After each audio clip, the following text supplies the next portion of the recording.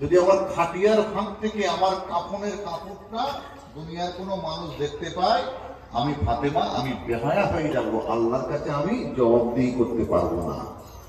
আর আপনার বউ, এমন কোন গ্রামের লোক নেই আপনার বউকে চেনে নেই, কথা ঠিক কিনা বলেন? এই জোরে বলে।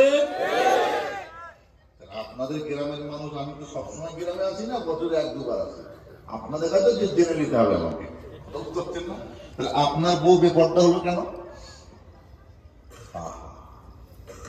আমাদের মা ফাতেমা আবারও বললেন, ও আমার স্বামী, আমাকে কবর দেবেন, আমার কবরটা নিশানা রাখবেন না।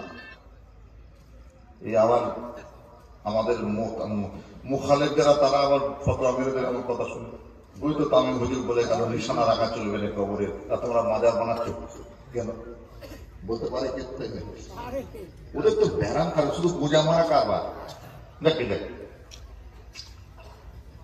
আমার ভাইরা বাবাজিরা শুনে রেখে দেন, জেনে রেখে দেন, আম্মাজান মা ফাতেমা তো জোড়ায় সময় বলেছিলেন, ও আমার স্বামী আপনি শুনে রেখে দেন, জেনে রেখে দেন, আমাকে যেখানে কবরটা দেবেন, আমাকে কবরটা দিয়ে দেওয়ার পরে আমার কবরের কোনো নিশানা আপনি রাখবেন না, আমার কবরটাকে সাধারণ মতো করে দেবেন, মাটির মতো করে দেবেন। হযরত আলী রাদিয়াল্লাহু তাআলা আনহু জিজ্ঞাসা করলেন, আয় আমার বিবি, তুমি বলো বলো, তুমি এমন কথা কেন বলছো, একটুখানি বলে দাও। তুমি নবীর বেটি ফাতেমা, তোমার কবরটাকে অনেকে দেখার জন্য আসবে, তোমার কবরটা জিয়ারত করতে আসবে, সেক্ষেত্রে তোমার কবরের নিশানা কেন রাখবো না, একটুখানি বলে দাও।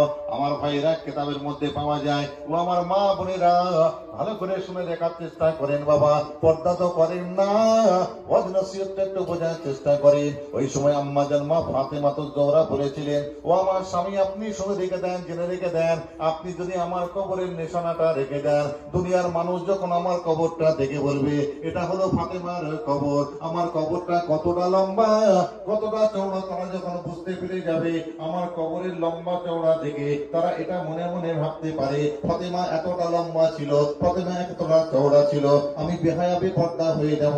কাল কিয়ামতের মহামাঠ মহাময়দানে আমার আল্লাহ যদি আমাকে প্রশ্ন উত্তর জিজ্ঞাসা প্রশ্ন করে, এই ফাতেমা এটা কেমন করে হলো, আমি জবাবদিহি করতে পারবো না। ও আমার স্বামী, তাই আপনাকে বলে যাই, আমাকে যেখানেই কবরস্থ করেন না কেন, আমার কবরের কোন নিশানা আপনি রাখবেন না। বুঝতে পারতে হয়? তাহলে পর্দা করাবেন তো বউগুলোকে, কারা বউগুলোকে পর্দা করাবেন, হাত তোলেন। যাদের বিয়ে হয়েছে তারাই হাত তোলো বাবা। পর্দা করিয়ে হোল করে ফেলবেন। আবার এমন পর্দা করাবেন না ঘরের মধ্যে তালা মেরে রেখে দেবেন, সারা পিসাব পায়খানা করতে বেরোতে দেবেন না, লাস্টটা দেখবেন ঘরে মুখে হেগে রেখে দিয়েছে, আর এক বিপদ হবে। খুব সুন্দর বাপ, পর্দা যেভাবে নিয়ম, শরীয়তে নিয়ম যেভাবে, সেভাবে পর্দা করাবেন। কথা বুঝে এসছে তো নাকি গো?